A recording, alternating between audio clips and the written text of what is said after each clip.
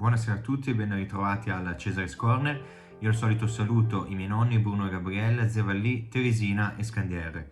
Allora, al corner di oggi vedremo due mostre che saranno visitabili ancora per diversi mesi. Entrambe chiudono in gennaio 2023, quindi c'è tanto tempo.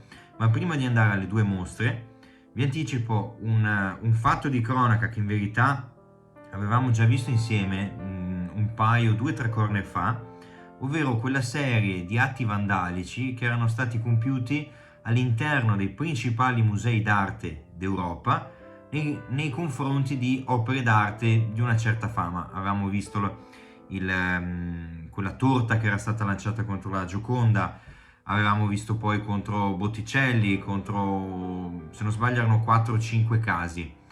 Da quel corner a oggi sono trascorsi 15-20 giorni circa.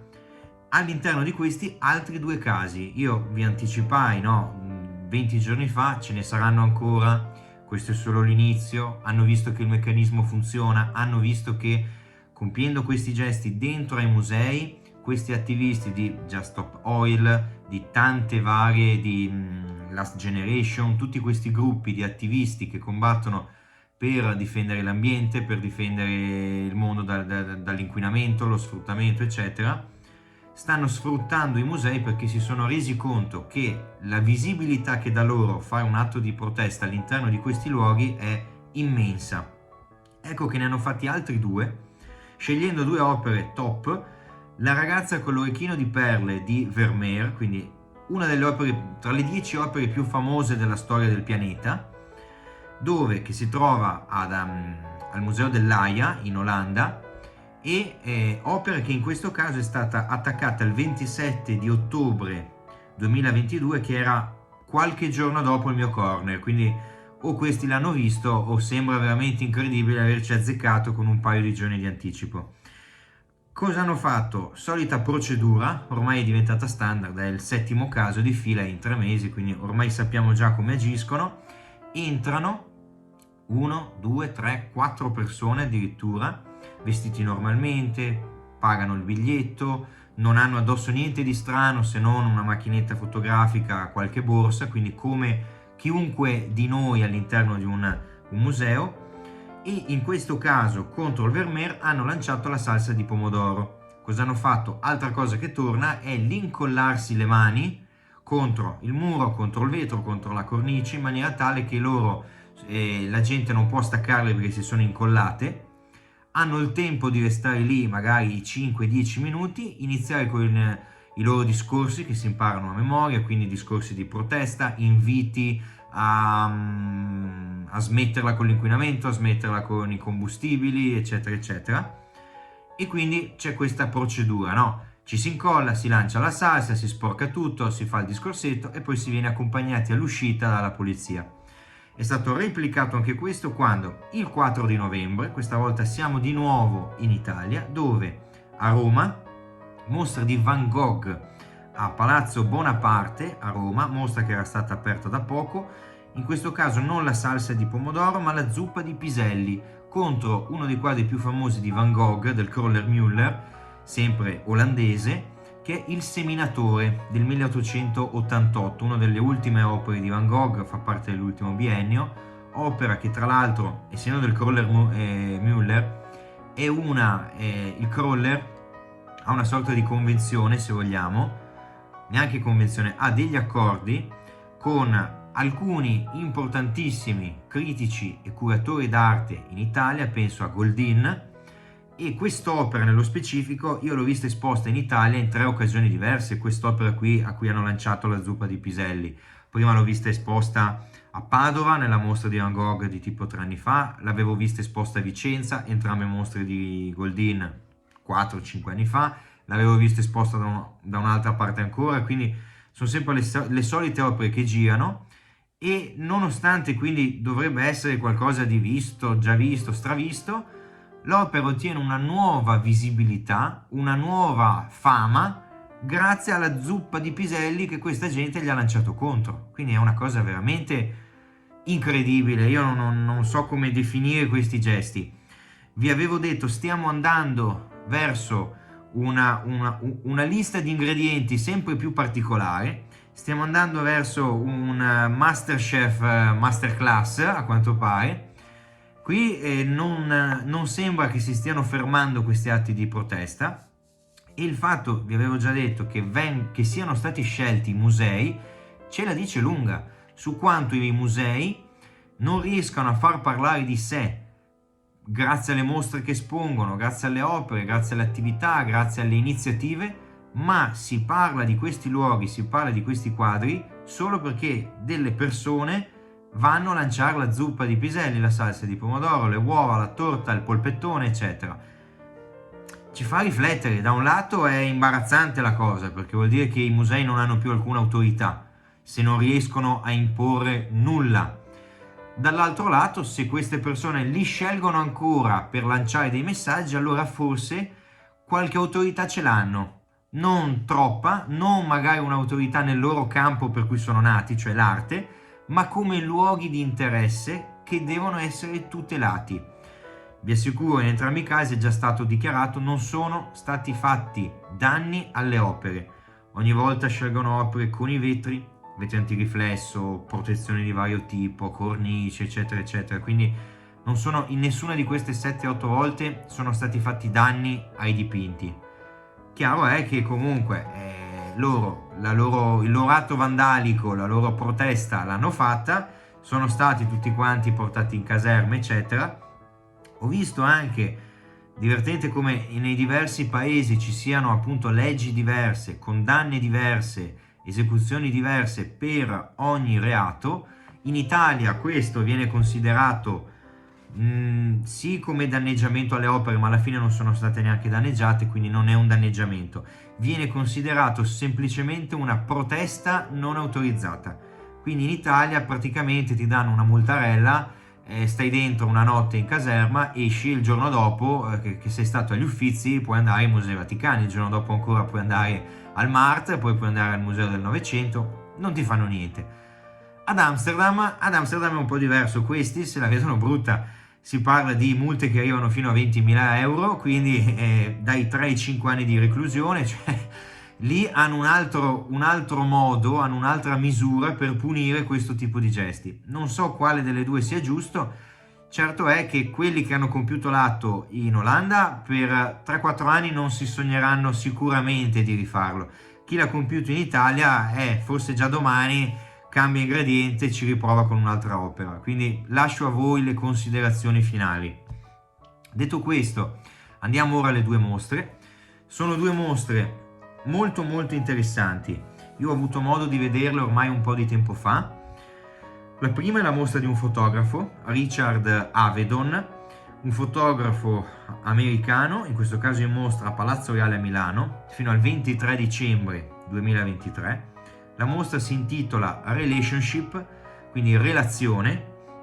È una mostra che mette insieme più di 60 anni di carriera di questo fotografo che ha lavorato tutta la vita nell'ambito della fotografia di moda, nell'ambito dei ritratti compiuti alle modelle che vestivano abiti di Versace, di Dolce & Gabbana, di vari brand, di vari marchi.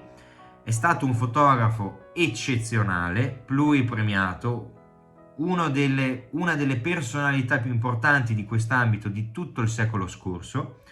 In questa mostra vengono esposti appunto per 60 anni di carriera 106 immagini, 106 foto che vengono divise in tante sezioni, tutte quante a tema, che però suddividono il percorso anche in decadi e non solo. Ed è una mostra che è stata resa possibile grazie alla collaborazione della Fondazione Avedon in America e grazie al centro di fotografia di Tucson, sempre in America. Questi due enti si sono messi insieme per trovare il curatore, sviluppare il progetto, prestare le opere. Sono arrivati a 106 immagini che ora compongono un percorso di un'accuratezza, un grado di dettaglio storico non indifferente. Poi Palazzo Reale a Milano fa solo mostre belle. Questa è un'altra mostra di quelle veramente potenti. Io ho visto diverse mostre di fotografia a Palazzo Reale, spesso sfruttano un piano che c'è, una stanza che ha a destra il piano terra, in questo caso sono saliti al piano sopra, hanno sfruttato una stanza collaterale alla Sala delle Cariatidi, quindi hanno dato, anche in termini proprio di spazio che hanno scelto per fare la mostra, hanno dato un'importanza secondo me superiore a tante altre mostre di fotografia che ho visto, penso Letizia Battaglia e altre, che erano esposti in delle sale diciamo di serie B, anche se sono tutte belle, però non erano quelle nelle stanze principali. In questo caso la mostra affronta un fotografo che, vi dicevo, si è occupato di fotografare le modelle del suo tempo, tutte modelle che indossavano vestiti firmati.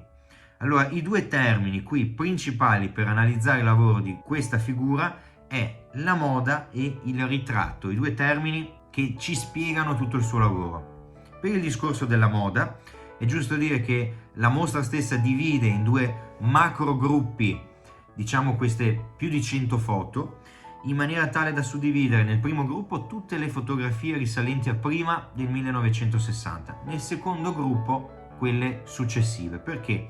Questa è una data di scarto, è una data in cui lui, attraverso una serie di collaborazioni che lui avvia con Gianni Versace, con la rivista Vogue, con tante riviste con cui lui aveva partecipato, i stilisti di cui lui si è occupato di preparare set fotografici eccetera per le pubblicità di alta moda, lui è stato scelto il 60 come data che separa questi due grandi periodi, perché tutte le fotografie prima del 1960, cosiddette la fase giovanile del suo lavoro, sono fotografie che vengono scattate in luogo, quindi in pratica le modelle non si recano nel set fotografico con lo sfondo bianco classico, ma lui si reca dalle modelle e in un certo senso le trasforma in attrici. Quindi queste modelle sono in un luogo normale, sono in un'ambientazione, in un paesaggio, in una scena tipo, e si stanno muovendo, stanno performando un'azione. Chiaramente il tutto viene studiato, il tutto viene programmato in anticipo e queste modelle eseguono una sorta di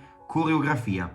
Quindi la foto è una foto narrativa, cioè lo spettatore è in grado, leggendo i gesti della figura, di ricostruire, di immaginare, se vogliamo, una scena tipo, una ricostruzione narrativa di che cosa si stia svolgendo all'interno della scena.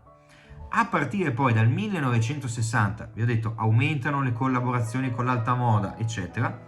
Avedon, ormai un po' più maturo, sposta il suo focus, il suo obiettivo, non più sulla performance della modella, ma su come gli abiti seguono la performance della modella. Quindi non è più il focus la narrazione, la storia, il racconto di un qualcosa, ma attraverso comunque delle attrici, delle modelle che continuano a muoversi nell'ambiente, lui cerca un'astrazione che è data da sfondi bianchi, in generale scenografie molto più minimal, molto più ripulite rispetto a prima, in cui ciò che deve svettare in superficie è esclusivamente la modella che si muove, e anche lì l'abilità, l'esperienza grandiosa di Avedon nello scegliere delle posizioni, delle smorfie, delle situazioni tipo in cui alcuni comportamenti mettano in scena un abito non statico, come 3/4 delle foto che si vedono ancora oggi, no? Voi dovete far vedere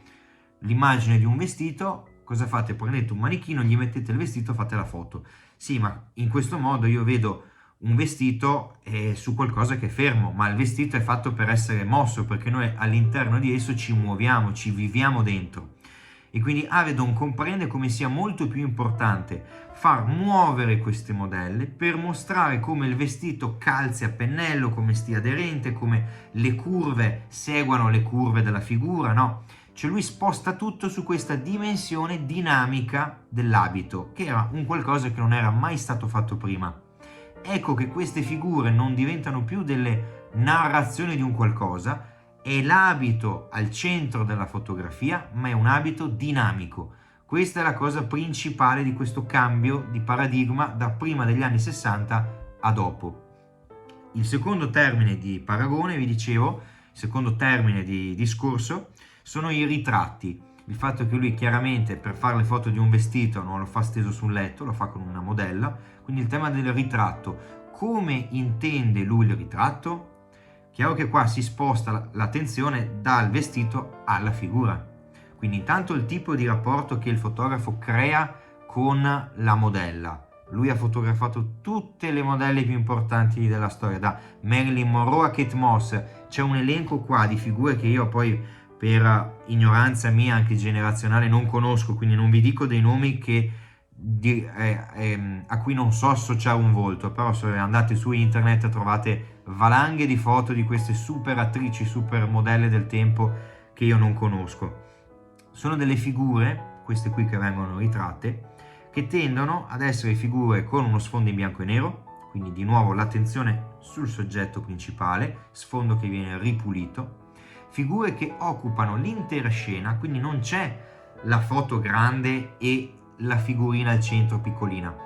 L'immagine di questa figura umana deve quasi essere a stento limitata all'interno dei margini della fotografia. Perché? Perché questo modo di inquadrare la figura crea un senso di prossimità. Se la figura sembra quasi uscire, andare oltre i margini dell'immagine, ecco che ci sembra più vicina, ecco che sembra che lei stia entrando nel nostro spazio, e allora si crea una sorta di empatia col soggetto che favorisce una relazione. Per quello la mostra si intitola Relationship, relazioni, proprio perché questo è stato il tentativo. Altrimenti, siccome tante di queste foto sono foto artistiche, certo, ma erano foto che al tempo venivano pubblicate sulle copertine di Vogue, di questo tipo di genere, quindi erano foto che non venivano viste appese in un museo, venivano viste sulle pagine di una rivista, e in una rivista, noi lo sappiamo, sfogliamo alla velocità della luce, quindi lui aveva bisogno di catturare l'attenzione, di far sì che la gente si fermasse su quella figura e dicesse: ah, però questa qui è un qualcosa di diverso dal solito. Perché? Perché mi sta guardando, perché sta uscendo fuori, perché io rimango come intrappolato da questa immagine, perché ha intrapreso con me una relazione. E questa è una cosa molto interessante, perché abbiamo visto, non si può dire che lui sia stato il primo fotografo della storia a inventare questo, non ha inventato niente, è chiaro. Però altre volte, che anche al corner io ho raccontato dei fotografi, questo tipo di approccio l'abbiamo visto nei fotoreporter, l'abbiamo visto in fotografi che andavano in alcuni luoghi, non so, penso Steve McCurry, penso a questi artisti qui, no? Andavano nei luoghi, conoscevano le persone, le fotografavano, ma non c'era niente di programmato, non c'erano pose, non erano attrici, non c'erano gli abiti. Quindi il fatto di trovare questo approccio in un ambito così diverso, che è un ambito solitamente così impostato, ci sono un sacco di scene di film dove voi vedete i fotografi che fotografano le modelle. Ecco, l'impressione che vi danno è quella che tutto ciò che voi state vedendo sia artificiale, è tutto costruito, non c'è niente di vero. Avedon è il primo che introduce, in un certo modo, una dose di verità in tutta questo set fotografico così finto. Le sue sono fotografie che, pur essendo ancora delle fotografie finte di persone messe in posa con degli abiti scelti, pose programmate, si percepisce un contatto, una relazione vera e sincera tra lo spettatore, il fotografo e il soggetto fotografato. Questa è una cosa molto molto interessante. Adesso non vi aggiungo altro, prego regia con il breve video della mostra.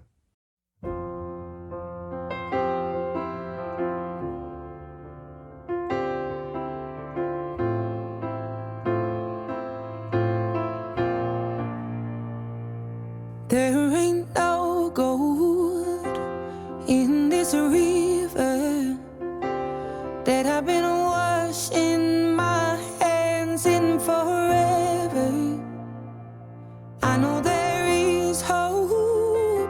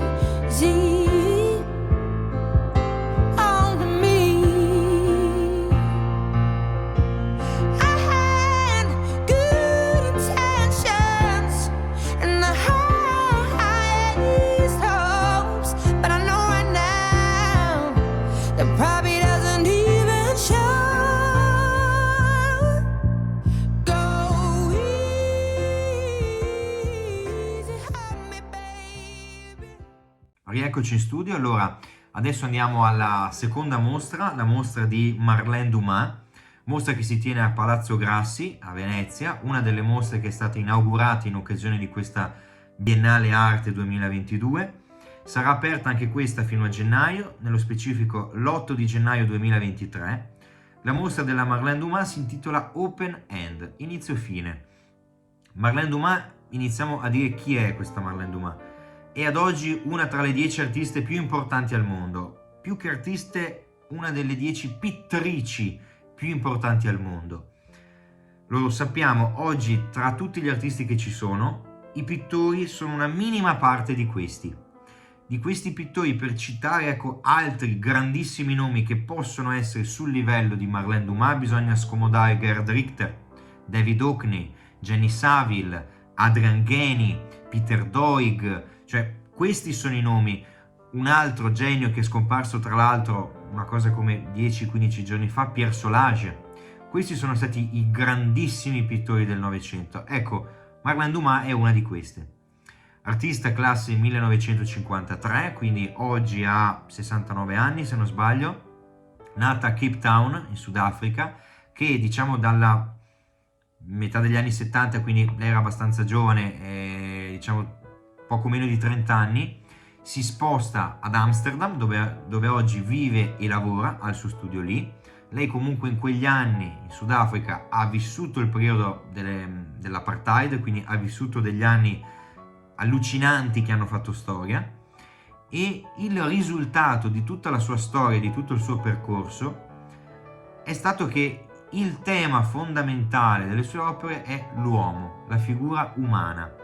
La mostra che è stata allestita è una mostra che conta più di 100 opere, sono tutti quanti ritratti, sono tutte quante figure che però non sono come nel caso di Avedon, per fare proprio un discorso, visto che entrambi, in questo caso c'è un po' il tema del ritratto in questo corner, no? Non sono figure identificabili, non sono modelle, non sono attrici, non sono nessuno, anche perché per come sono dipinte non si riesce a riconoscerci nessuno in quei volti. La pittura della Dumas è una pittura molto grezza, al tempo stesso una pittura raffinatissima, è una pittura che vi dico è praticamente impossibile da catalogare, non ci sono dei termini precisi per spiegarla, perché è una pittura mutevole, è una pittura che comunque mantiene dei caratteri molto specifici, cioè quando si vedono 10 opere di Marlene Dumas, all'11ª già si vede che lei, cioè, è un artista molto molto riconoscibile, ma se mi chiedete perché, non ve lo so dire. Cioè è quel qualcosa che lo si può solo vedere, è quel talento talmente esagerato, è come magari quando andate da uno chef stellato, no? Non sapete spiegare come ha fatto a creare quel piatto, non sapete neanche riconoscere tutti gli ingredienti che ci sono dentro, ma sapete che è un capolavoro quello che state mangiando, no? Cioè è un qualcosa di inspiegabile che però non avete il minimo dubbio che tutti sono d'accordo che qui c'è qualcosa di incredibile. Ecco, questa è la pittura di Marlene Dumas, una delle artiste più forti del pianeta. Allora, in questa mostra cosa ha dipinto, per andare al dunque? Sono tutti ritratti, sono tutte figure che, ecco, anche in termini di allestimento, una cosa molto interessante è il fatto che lei alterni acrilico e olio su tela a chine su carta, quindi tanti supporti, tante tecniche diverse e formati completamente diversi. Ci sono delle stanze incredibili dove magari ci sono 3-4 quadri piccolissimi, proprio dei 20x20, dei 10x15, cioè delle cartoline proprio come formato, e poi delle stanze dove ci sono dei quadri 3 m x 2. Quindi anche nei formati la percezione che si ha della mostra è questa: un qualcosa che si allarga, si restringe, si allarga, si restringe, esplode e implode. È una mostra che vi dà delle sensazioni veramente molto contrapposte. E la cosa che a me interessava di più era mettervi in luce come il focus principale sia la figura umana che sta provando emozioni all'apice della loro forma. Cioè Marlene Dumas non rappresenta figure specifiche che provano un qualcosa, rappresenta emozioni che lei riesce a dipingere perché delle figure astratte le possono mettere in scena. Quindi lei rappresenta l'angoscia, rappresenta l'estasi, rappresenta il rimorso, la vergogna, la paura della morte, l'erotismo. Questi sono tutti temi che ricorrono nel suo lavoro. E come lo fa? Lo fa in un certo senso in chiave quasi espressionistica, deformando, esagerando i tratti, i lineamenti del viso, i gesti del corpo. Lo fa attraverso un contatto che lei stessa ha con l'opera, che è un contatto erotico. Cioè lei dice: io vivo la mia stessa arte come un contatto fisico carnale. No, c'è questo modo di sentire l'arte in maniera molto sanguigna, in maniera molto proprio, come si può dire, fisica. È fisica allo stato puro. Sono figure umane alle prese con i paradossi delle emozioni più pure. Lei stessa dice una frase stupenda che è: io cerco immagini di seconda mano, ma esperienze di primo ordine. Quindi l'immagine, ciò che rappresenta, non è importante in quanto in quel soggetto ci vedi un qualcosa, in quanto che cosa stia rappresentando. Cioè, lei prende spunto da riviste, prende spunto da film, da giornali, da qualunque cosa, per recuperare delle immagini, delle impostazioni, delle pose, delle scene, da cui lei cerca di estrarre un distillato che è il distillato dell'emozione che prova quella figura. Quell'emozione deve diventare pura. Come si fa? Bisogna sintetizzare tutto quello che c'era prima nell'immagine, quindi eliminare lo sfondo, usare solo 2 pennellate. Ecco, lei ha una capacità di sintesi, con 2 linee vi esprime l'angoscia e voi la vivete dentro, la sentite nello stomaco l'angoscia. Con 4 linee vi fa un corpo nudo che si sta masturbando. Anche lì voi restate di stucco perché dite: ma come ha fatto a essere così evocativa con così poco? Cioè lei è la pittrice che veramente ha bisogno di pochissimi strumenti per dire tantissimo, e quello di cui ci parla è un qualcosa di senza tempo, perché sono emozioni pure, non sono situazioni, non sono narrazioni, non è niente, è una fotografia su un'emozione. Quindi tutte le sue opere sono senza tempo.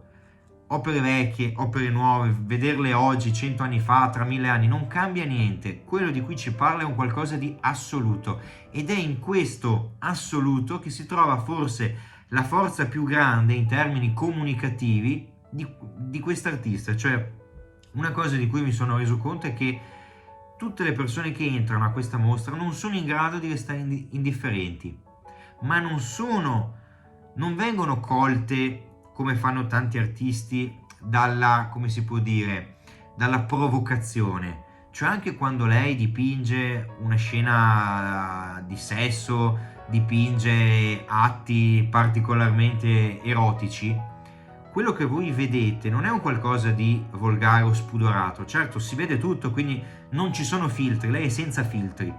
Ma quello che percepite non è una figura che sta facendo un atto, è l'atto stesso. È qualcosa di talmente astratto che non è disturbante, è un qualcosa che però vi coglie dentro allo stomaco. Cioè, vedete la difficoltà che ho anch'io nello spiegare un discorso del genere, perché è veramente complicato.